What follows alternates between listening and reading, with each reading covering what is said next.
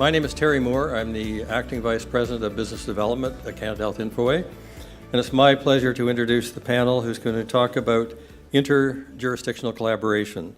I think we've had some comments in a number of the presentations earlier about the need to collaborate within provinces, within organizations, and what we're talking about here is how we can do that between. So I want to introduce the panel.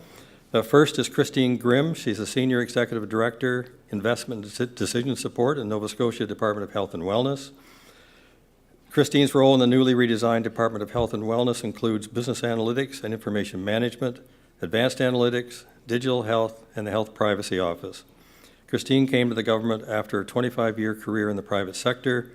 Prior to the redesign, she was the Acting Chief Health Information Officer, where she led the One Person, One Record strategy, the provincial launch of My Health Nova Scotia, and the transformation to an agile analytics business model. Christine holds a Bachelor of Science in Nutrition, a professional designation in Management Administration from the Canadian Institute of Management, and she will graduate with her MBA in Community Economic Development later this year. Susan Antosh is our next person, has 20 years of management experience in the health sector.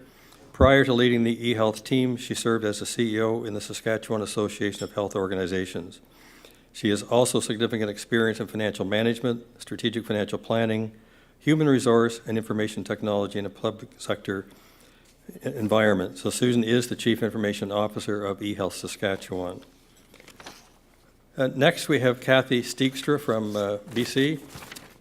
This title is long. I do have to read it to you. So, Senior Provincial Executive Director, Telemedicine, Trauma Services, BC, Mobile Medical Unit, and Provincial Health Service Authority. So Kathy has been working in the healthcare sector for over 30 years. After attaining a Bachelor of Science degree in nursing from the University of Ottawa, she began her career at the Children's Hospital of Eastern Ontario.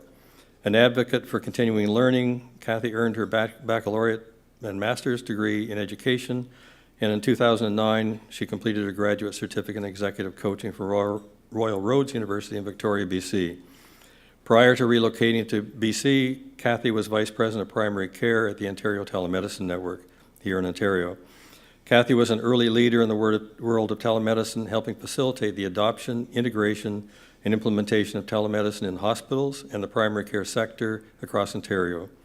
In early 2011, Kathy began working for BC Emergency Health Services as the Senior Provincial Executive Director of Patient Care, Communications, and Planning. In June 2016, Kathy took on the new role, which I won't repeat. So welcome to Kathy, because it's too long. And our last panelist is Karen McKibbin. And Karen is the Executive Lead, Health Services I&IT Cluster, Ministry of Health and Long-Term Care in Ontario. And Karen is the Executive Lead. In this leadership role, Karen manages IT teams responsible for delivering and operating solutions and technology innovations to support healthcare in the province. Karen was previously responsible for the delivery of the Immunization Repository, Panorama, in Ontario, with a focus on school-aged children, with a successful completion of the project in March of 2016. And Karen is now responsible for expanding the Immunization Repository and the Provincial Comprehensive Drug Profile Strategy in alignment with the Patients First Immunization 2020 and eHealth 2.0 strategies. Through this work, the Digital Health Drug Repository will be created along with other key services to support medication and immunization management in Ontario. And Karen continues to work closely with internal policy, corporate provincial stakeholders, and the external health partners to implement these key initiatives and provide senior leadership to the team. So I'm looking forward to this session. We'll kick it off with Christine Grimm. So we've been asked, and thank you very much for the opportunity to come in and speak on approaches to multi-jurisdictional collaboration. Really, from my perspective, it'll be really sharing some of the journey we've been on, where we're going, and what are some of the challenges we face, but really the opportunities to do things differently as we go forward. Just to start with, always like to start with a little bit of context. Nova Scotia is just a small province on the East Coast, under 1 million people, so we are small. That being said, I think our history of where we are today is not that different from other jurisdictions. We have some real fiscal challenges in the province. About 45 to 46% of our annual provincial budget is in healthcare. And that's a big spend, and we really have to look at how we're doing things and what are the opportunities that we have to really improve patient care and outcomes. We also have that aging demographic that is probably part of our planning earlier than it is for other jurisdictions.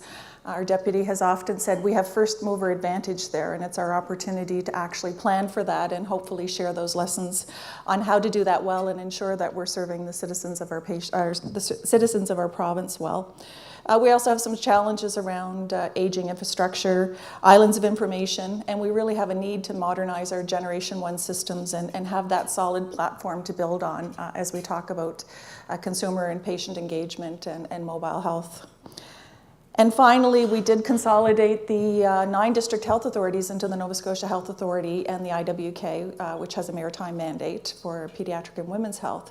And the intent there was to move away from that acute care focus and really look at the continuum of care and to think and plan and act provincially as much as possible. And while digital health certainly needs to align and support the work within healthcare, it also needs to align with the care service models that we have in place and really stepping into that virtual care mode. And part of that, as CEO Michael Green talked about this morning, is the funding piece that needs to support digital health. And so we do have the perfect storm. It is our biggest business in Nova Scotia healthcare, and we really have a golden opportunity here to do things differently, and we do feel collaboration is key to that. So essentially, I don't think we're that unique as well. We want to build the future that we want, and I would say every jurisdiction and territory here is probably on that same journey. I would also put the question out there, are we that different than what's going on in Nova Scotia versus BC, Ontario, or Newfoundland? And I think the answer to that is no. So then it's really the time to find true collaboration experiences and opportunities that perhaps we haven't had. And we've got various tables set all the way from ministers, all the way through to deputies, CIOs, and even in the health sector to have those collaboration opportunities. But we need to land a few more of them. I would also say the feds have really increased the opportunity by putting that as a mandate going forward for innovation and the health accord conversations. And so we need to look at where we've been and what are those lessons learned. We're also looking at, reimagining that healthcare system, and it can't just be about the digital health piece, but we know that that's a key enabler of what we're trying to do. And so it's really about connecting those ideas and actioning those ideas and trying to focus on achieving those goals of triple aim of better care, improved health, and lower costs. So we need to support those priority areas, and I think we all share these needs as well, that care closer to home, easier access or 24/7 access for care, new models of care, improved patient safety. We heard a lot about that this morning from the patients and the citizens that were part of the panel, and creating that high-performing, sustainable healthcare system. And so that's really the opportunity that we have in our future. That being said, there have been many attempts at collaboration to date, and the outcome has not always resulted in what we've wanted. Often we still ended up on an individual provincial journey. And again, I don't think that was unique for Nova Scotia. Certainly the examples there on the collaboration space predated my involvement with the Department of Health. And they're good collaboration opportunities, but quite frankly, they ended at the procurement conversation or they ended at the contract conversation. And there really was no interdependency for collaboration between the jurisdictions after that point in time. And so I guess I question if that's true collaboration in the world that we're trying to get into. The other thing I think we have to keep in mind as we look at what we're doing to plan for these systems and these innovations is getting better at telling our story. And part of that is really being able to show the benefits realization of what these systems can do for healthcare. And what are those efficiencies? What are those improvement in healthcare outcomes? And how can we actually demonstrate that to our funders, Treasury Board, and to our partners like Canada Health, Infoway, and other partners that we're looking at? To do a 3-year benefits evaluation as part of a project does not tell the story that we need to be telling for the future. And so I think we need to get better as part of the planning to really be able to tell that story as part of it. So I'm not going to spend a lot of time on the challenges. I think they're self-evident of where we've been. Often we've struggled from not having the same mandate, government priorities, and that lack of strategic alignment. Certainly we've all been on our own operational plan and we have competing priorities, and our focus may have been working on the EMR program while our neighboring jurisdiction may have been working on a health information system or hospital information system. And so the timing and the sequencing of this is a challenge at times for the various jurisdictions. Traditional funding approaches where we have to go to Treasury Board and seek capital. That is a different process for each of our jurisdictions and again presents its own set of complications. Governance, I think we don't need to talk about that because we all know the importance of governance, but also some of the challenges in establishing that type of governance. And of course, early on, as much as we talk pan-Canadian standards and requirements, we tended to go down our provincial route of what we need because we're special. And I think, we have to balance what is the unique requirements and standards we require at a provincial level versus where can we leverage as much as possible the pan-Canadian approaches.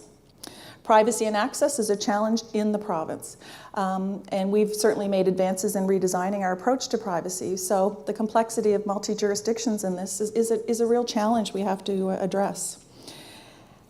I put it out to the vendor community. When we've done some of these earlier collaborations, there weren't significant savings. And again, if we're really going to get there, the expectation is at that multi-jurisdictional level that if more people are on board and we're bringing more to it, where are those efficiencies and savings and the economies of scale?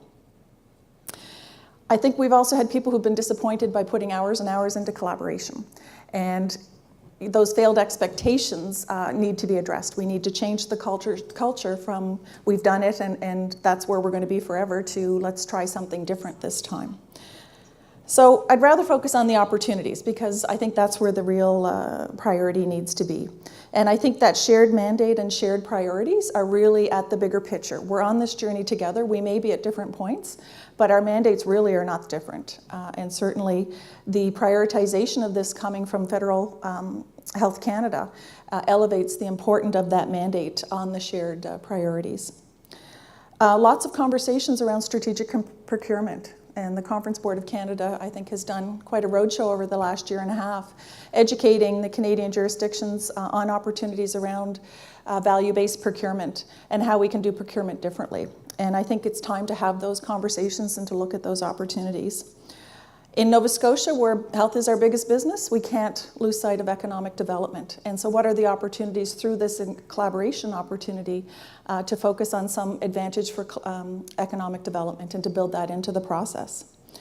We are stronger with our collective bargaining power, and I think whether we're joining regionally or across Canada where we have common strategies and alignment, I think we have to come together and seek those opportunities.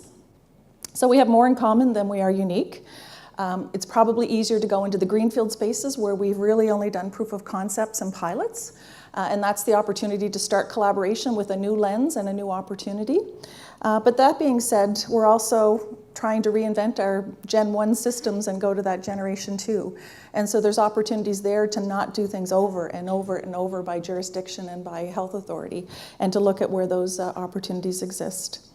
I also put out the opportunity around new funding models and partnerships, getting away from that traditional CapEx approach to what we need to do. How can we do more with our operating dollars and work to fund these initiatives from our operating budgets?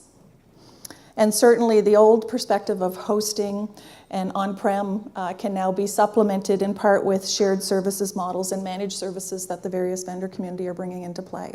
And there's probably a sweet spot there of the right mix, and I think we have to be open to that piece as well. And so I would say the technology has advanced enough for us really to have the true collaboration opportunities and not just the contractual type. And by using privacy by design, I think we need to front end the privacy conversation and enable this to happen. And so when we talk about multi-jurisdictional collaboration, I think it really depends on what the definition is of collaboration. And I bet you everybody in this room, if I were to ask you, you'd have a slightly different word or a description of what that means. I would also challenge that it doesn't need to be our border, provincial partner, or territory. Collaboration needs to be where that alignment is and where we're working on that same journey together. And so, in my mind, I've kind of bucketed these things. When we look at what the opportunity is for collaboration, well, there's a procurement bucket.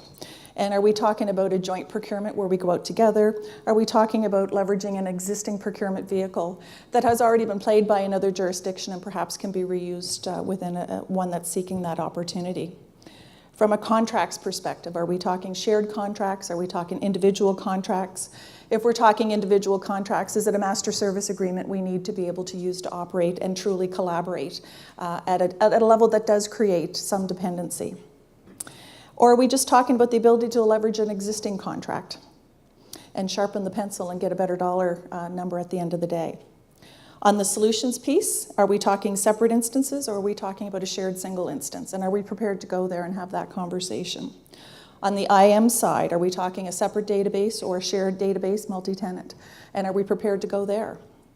When we talk about the service model, is it a mixed hybrid of a managed service, X as a service, or a shared service model, and what are the opportunities to look at things differently?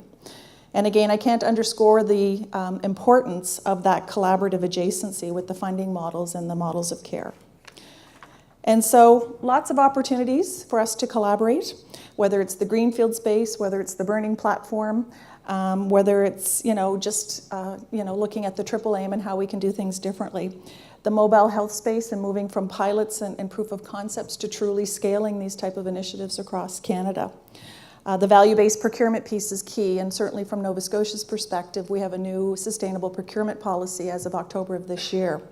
And in it are those opportunities that allow us to look at the introduction of invitational competitions and introduction of negotiated requests for proposals. And so we look forward to trialing those and seeing where they take us. Certainly from a readiness perspective, Infoway has been with us on this journey. At the Infoway part, you don't want me to do the plug? You've helped us with our vision, you've funded us, and certainly we look forward to continuing on that collaboration. And so really, I bring up, Henry Ford, he was one of the early innovators, but I think this statement goes a long way. Coming together is a beginning, keeping together is progress, but working together is success. And I think that's the difference between yesterday and today. Thank you. Now I'll turn it over to Susan Antosh of Saskatchewan.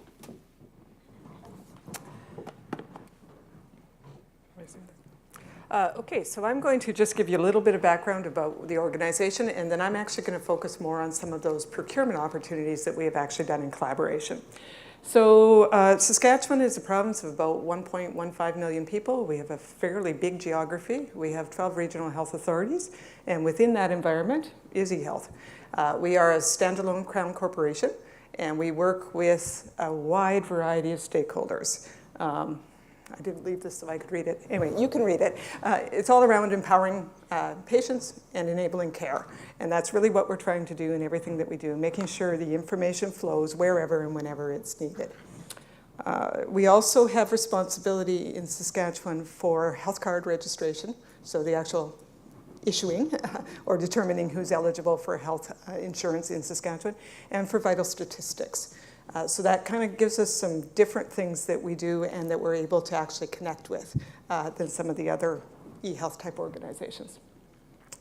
This is just to demonstrate that we have a wide range of stakeholders that we deal with.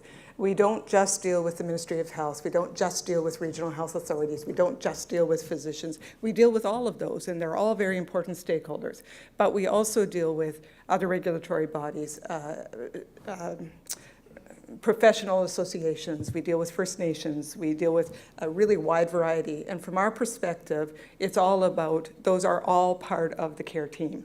And how do we actually work with all of them, including citizens?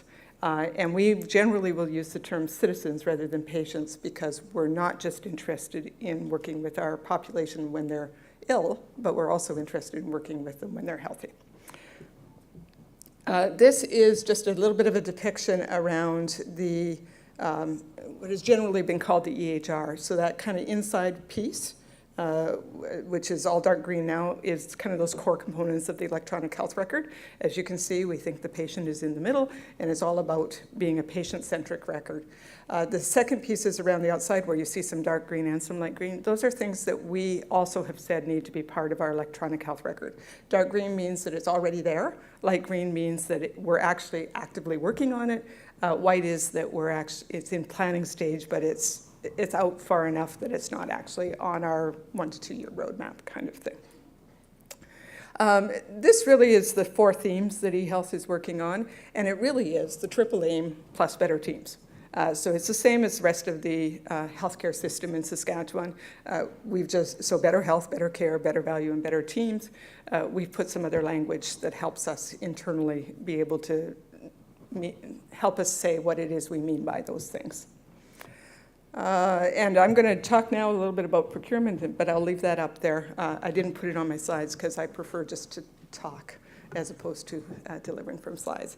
So we have quite a lot of experience working in collaborative kind of environments, particularly around procurement, but they often go beyond procurement. So Alberta put in place a pharmaceutical information system. We borrowed that. We didn't reprocure. We said under I&IT, we can actually leverage that and use it for our population. And so when we put in our, we call it PIP, Pharmacy Information Program, we actually leveraged work that Alberta had already done. We used the Infoway, RIS-PACS, common procurement in order to move forward with our diagnostic imaging strategy, and that's been successful for us. So we didn't have to redo it. We just borrowed what others had already done and worked with it. We will very often, when we're looking at procuring something major, we will first look to see, was there a New West partnership? So did either BC or Alberta do a procurement recently for that type of thing that we might like to leverage? And I know there are different views of how you can leverage that, but our perspective has been that as long as the clause is in there, that it may be leveraged by other New West partners, that we have the ability to leverage it. And so there have been circumstances where we simply leveraged that procurement. There are also other strategies using the Agreement on Internal Trade, or I&IT, that I think do allow us to, instead of starting from scratch every time, to actually say, how do we leverage work that other jurisdictions have done? We are part of the provider registry. There are 5 or 6 jurisdictions that all use the same system. Saskatchewan actually kind of acts as the coordinator on that one.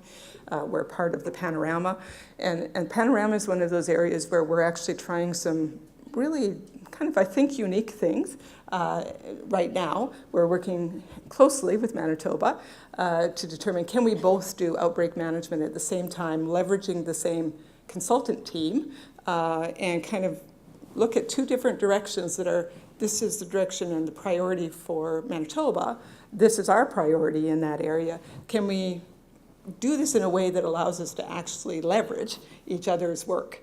And so we're just in early days, I think, would be a fair way to say it, but that's our plan, is to have Manitoba kind of drive on some of those key things that are their priorities in their province. We'll drive on some that are priorities in our province, and our hope is that by keeping our clinical people engaged and connected, that we will then be able to, at the end of our initial implementation, just be able to take Manitoba's work and say, okay, we're going to actually implement this piece now too, using the work that Manitoba's done. So it's a different way of looking at it. In the Panorama range as well, we have Quebec recently did a fairly major upgrade.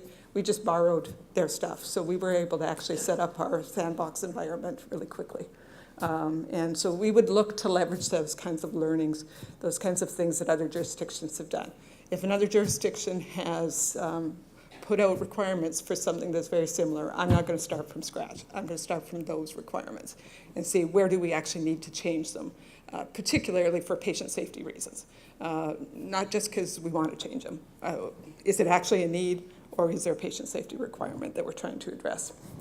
I think one of the key challenges and barriers is that sometimes we've allowed our advisors to actually determine our business instead of our business to determine our needs. So we need, privacy and legal are very important components, and we need to take their advice. but they don't get to determine what the business needs. The business needs to determine what it needs, and our advisors need to tell us that here's the rules, here's what you need to follow, here's the risks if you don't do it that way, and here's ways that you can mitigate those risks. And so we've very much taken those approaches, which have allowed us to do things like strategic procurements. They've allowed us to leverage I&IT and New West partnerships and those kinds of things. And I think that's a real key as we move forward, particularly if we do want to come together and be able to leverage work that other jurisdictions have done. There is no reason for me to go out and do another 1-year procurement or more, depending on what jurisdiction you're in, 1-year procurement to come up with the same solution that you've already come up with in another jurisdiction. How can we legitimately, and I do mean legitimately, go through, make sure that we're clear with our vendor community, but actually drive more of that collaboration and more of that synergy. And where don't we have to? Where is it that standards are good enough and we don't actually need the same products? So a real assessment of what's necessary and what does our business need. I think I'm going to stop there, and there'll be some time, I think, for questions later. Thanks, Susan. And welcome Kathy to the stage. Hi, thank you. Thank you very much. It's a pleasure to be here. Glad to hear my mic is working, and I'll be careful. Excuse me. It almost feels like a deja vu for me. I started in this world in about 2000, and I think one of my first meetings was sitting beside Liz from Manitoba, and lo and behold, today I'm sitting beside Liz from Manitoba. So we started, many of us in this room, with the CHIP program way back in the first, I think it was 2000, 2002. So I've gone through a little bit of a journey, but I'm very excited to be back, and I think what I've heard today is so important is collaboration and partnership, and that's what we're here to speak about.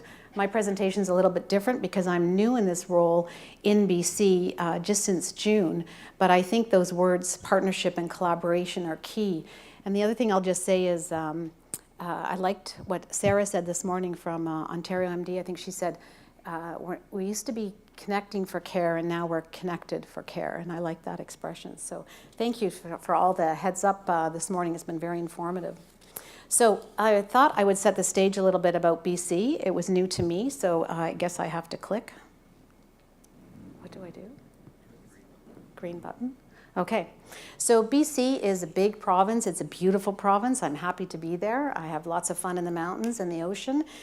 There's about 4 million people, and it's large. We've got lots of geography issues, and having spent the last 5 years in emergency services for the province of BC, I helped manage the dispatch centers for pre-hospital and inter-facility transfers. So I saw firsthand from a business perspective, so a little bit different than my life here in Ontario in doing telemedicine, but the challenges that the providers and the patients have living in rural and remote areas was very, very apparent to me. So how can we do things differently? How can we work together to improve access to care and help those providers when they can't transfer a patient? We've had lots of issues with fog and weather and downtime of airplanes and not enough ambulances. So how do we do things differently? So in BC, we have 7 health authorities. BC Emergency Services is under the PHSA, and we have HealthLink BC, which is like an 811 number for non-emergency, patient education, dial a dietitian, lots of wonderful resources. There's also, separate from the health authorities, primary care, and then private and health authority funded community care programs. So interesting province, a little bit different than my experience in Ontario, but many challenges that are similar. So PHSA is, push the red green button again. PHSA is just one of the 7 health authorities. It aligns nicely with the 5 regional, one for First Nations, and then PHSA is provincial. And PHSA is responsible for the planning and coordination, service commissioning, and delivery of province-wide specialized and one-of-a-kind services for defined populations. It's very complementary to the regional, but we all have to collaborate to make sure we're delivering the care to the patients across BC. I've been spending time since June when I got this position, getting to know the tribe, as we heard this morning.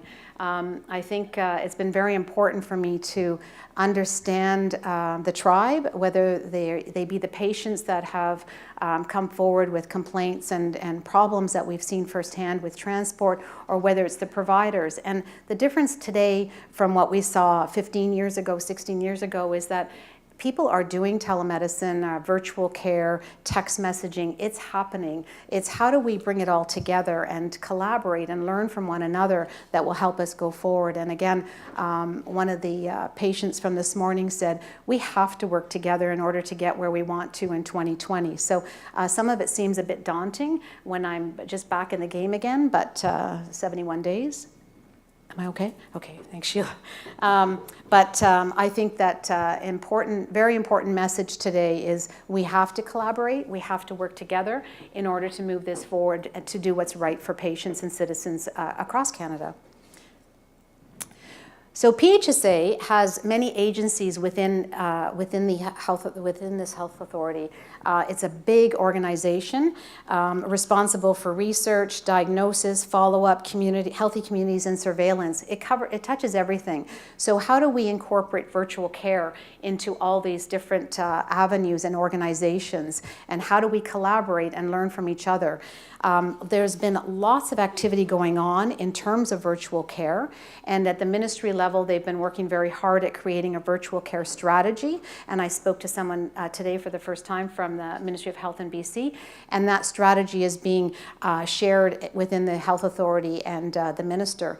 But meanwhile, there's a great deal of activity. Now, from a PHSA perspective, BC Cancer Agency has embedded virtual care right into their mainstream of healthcare. So they're the leaders. They've been doing this for years. We have an early hearing program, testing children hearing remotely, and that's really enabled the wait list to go down. It's helped coach the providers at the remote areas, and it's enabled more children to be tested in a much more timely fashion. Getting checked online, now being able to offer patients the ability to go online to find out information that they may otherwise be hesitant to seek or speak to their providers about. It offers confidentiality. They can go on and get a requisition for blood work, and then they can go and be tested and find out their results firsthand to themselves. And then BC Women's and Women's Hospital has a text-based appointment and medication reminders, and this is going to some harder to reach community members, and they're explaining and expressing their thankfulness for being, they feel treated personally by having a text message. So just a text message saying, how are you doing today? How are things, is changing their life.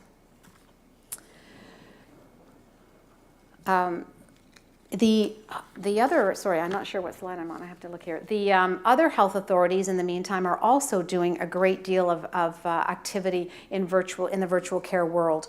We have a brand new pediatric ICU that people from across the country have helped actually BC implement, and now we're having in the back of the children's ICU, they are now connecting to Nelson and Trail and over to the island, Vancouver and Victoria and Nanaimo.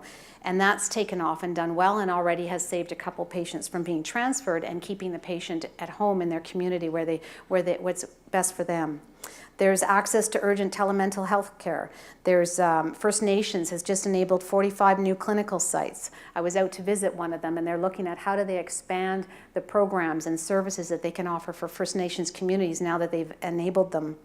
And then the thoracic surgery is a program. And there was an email overnight that was just so timely for me that it went to many, many people in ministry, providers, administrators that talked about a new rheumatoid, not new, but new in Fort St. James, rheumatology clinic, and how it's talking about patients saying it's changing their life and it's decreasing wait times. And so there's a lot of positive, wonderful opportunities going on, and I think collaborating and learning from one another is what really is just the next step to pulling all this together.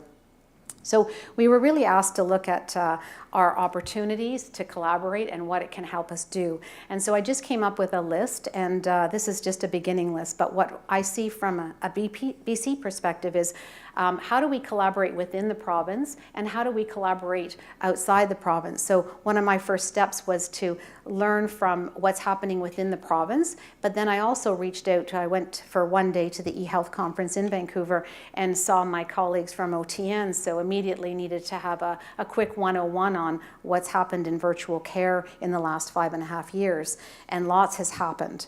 How do we incorporate new patient and provider apps, app-facing modalities, texting, call centers?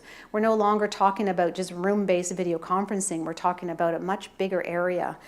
Policy standardization, research, monitoring, and evaluation, optimizing our resources within our province. Each health authority is spending a lot of time and energy, and again, the person this morning talked about resources with people. How do we be more efficient? How do we learn from each other and leverage what each other has done so we're not duplicating costs and effort? How do we look at now software-based solutions versus room-based? Because providers want it built into their business, and patients want it built into how they would like to have their needs met. So I think there's lots of opportunities, mobile devices and self-service functionality, which was what we've been talking about. So I'll just end there because I know that we need to leave time, but I think that meetings like this that bring people across the country together is where we need to start, and just to get us to the 2020 goals that we all have. Thank you very much.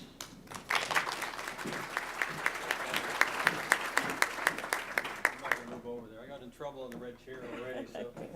McKibbin. Thank you. Oh, I do need that. Thank you. Well, good afternoon, everyone, and I really appreciate the opportunity to speak to what we're doing in Ontario with our digital health platform.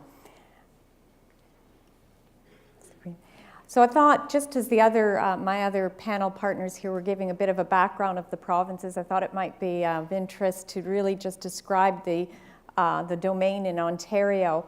And I won't go through all of the stats, they are difficult to read, but the province itself is really covered by 14 local health integration networks. We refer to them as the LINs, which really act as our regional health authorities that plan and govern and fund the delivery of the hospitals and home care that our Ontarians use every day. And some of the services, such as ambulance and public health care, are provided by doctors, are managed more directly by the ministry. But when we look at some of the stats within the province, we have nearly 14 million patients. We have over 29,000 physicians, 150,000 nurses, approximately 7,000 paramedics, 156 hospital corporations, coverage of about 3,800 drugs for 3.5 million drug plan recipients, close to 4,000 pharmacies, and 36 public health units, to name some of the stats.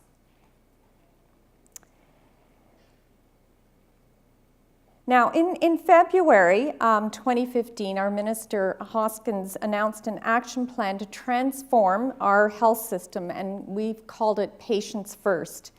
The plan is really based on 4 pillars. I won't go into all of the details of the pillars because I think that our deputy is actually speaking to some of this tomorrow, but just want to highlight the pillars as being access. So in other words, providing faster access to the right care and leveraging our digital health platform to provide more options for patients to generate timely and services closer to home. Connect, deliver better integrated and coordinated care in the community. Inform, provide the education and the information and transparency to people and patients and needs to make the right decisions. And protect, make decisions based on value and quality to protect our universal public health care system. And all of that being supported by our digital health strategy. We have developed a governing body for the digital health strategy looking at the very top level. and looking at key areas of support being our investment strategy, our sustainment strategy, our cross-sector alignment, and implementation and execution. And overriding all of that is our Electronic Health Record Privacy Advisory Committee. Now, Ontario has already made some significant progress in the digital health domain, and certainly work that we want to leverage as we go forward with our new strategy. In the electronic medical records, we've got over 80% of our family physicians, representing more than 10 million Ontarians, having or adopted a medical health record. We have over 93 million immunization records in our immunization repository as a result of the work of the Panorama product. We have digitally captured over 70% of our dispensed drug events in the province. And we have nearly 80,000 clinicians having access to integrated clinical records from millions of patients through one of two of our clinical viewers.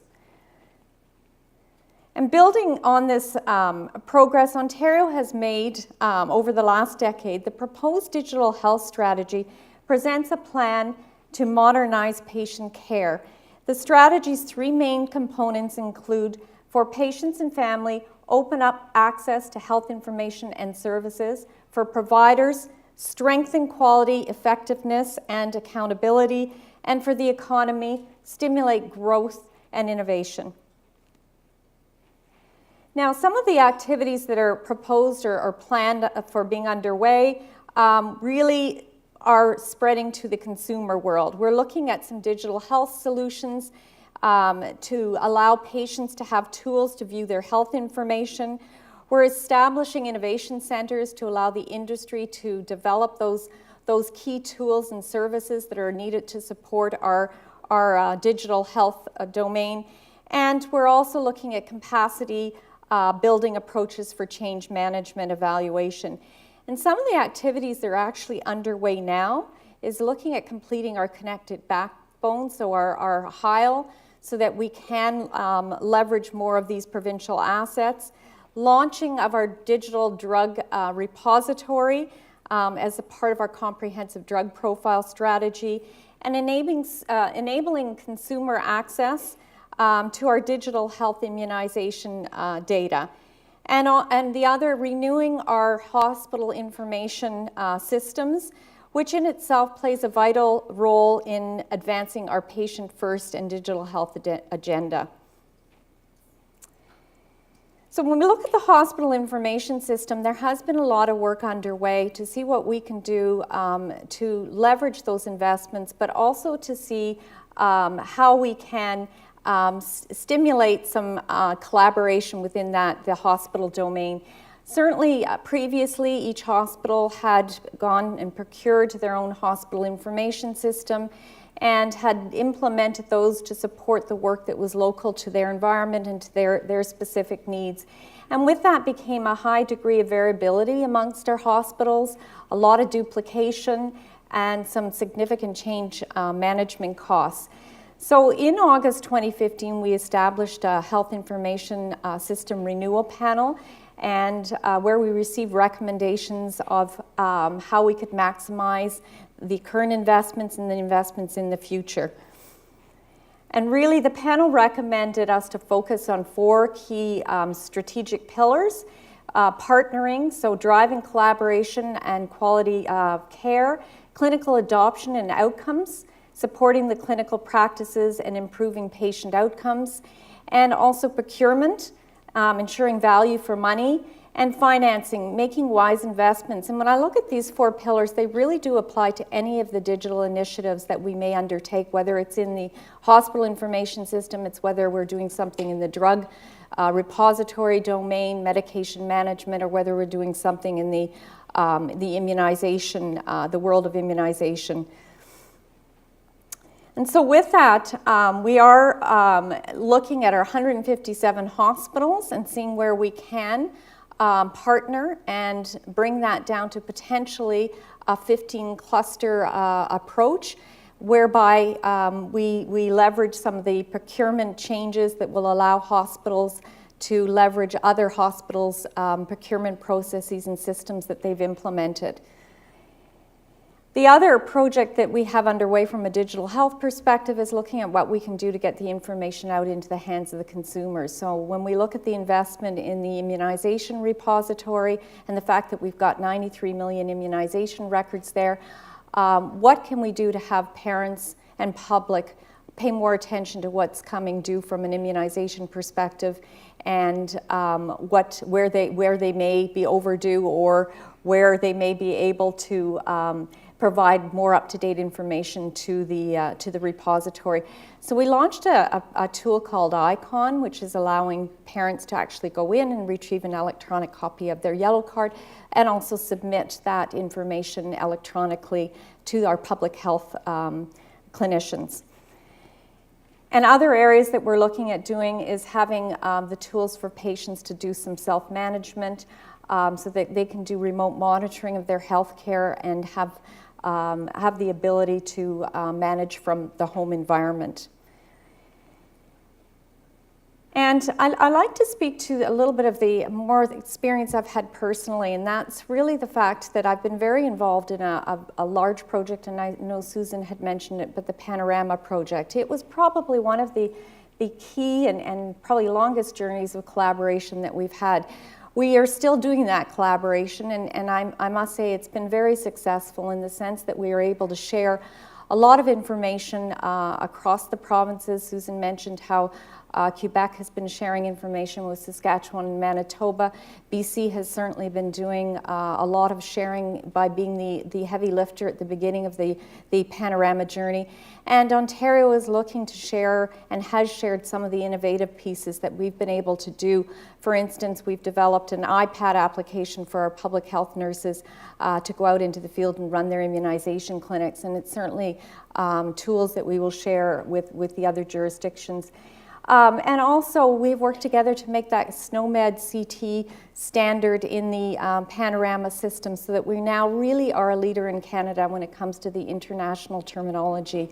Very, very critical when we look at how we would share information across the jurisdictions.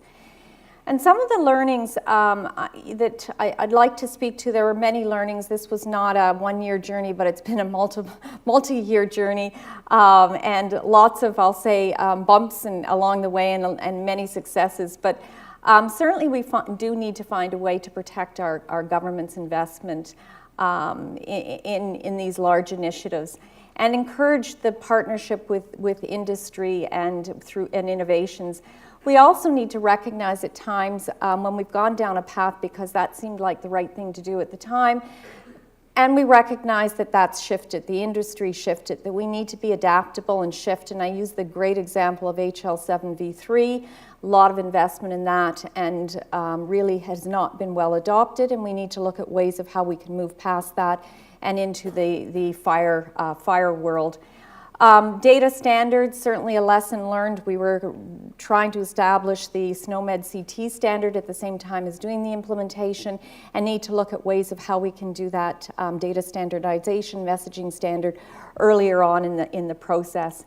Also need to identify and address the jurisdiction's challenges with data sharing, and it's not just across the provinces, it's certainly within our healthcare domain. Even in Ontario, that can be somewhat of a challenge, so we need to find ways to address that. And need to better understand, after we've made these large investments, how do we actually sustain them?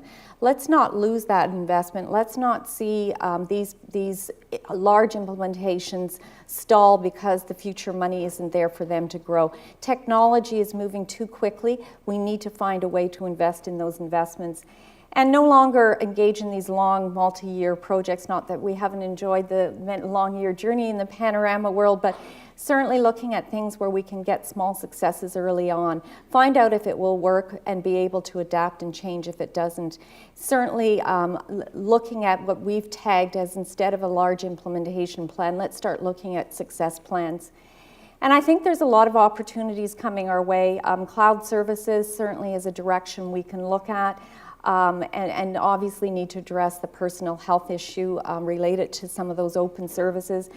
I think it's very important we do develop an asset inventory. If we're going to collaborate, let's understand what's been done in other provinces, what are tools that may be available that we're continually trying to reinvent. So I think a national asset inventory would be very helpful.